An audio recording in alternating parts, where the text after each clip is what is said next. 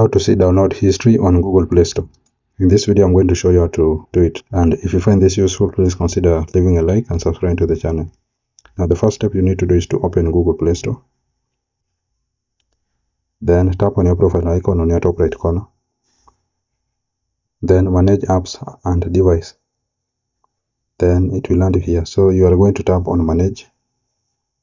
Then you will see that this device has been selected. So you can tap on it to see the drop down arrow. Then you will see not installed. Tap on it. So these are the apps that you had once installed, your download history. Then again you can tap on not install. Then this device. Then you can also see updates available. You can see the updates which are available here. The apps that you need to update.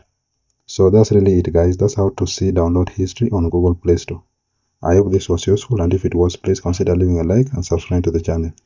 Thank you guys for watching, and see you in the next one.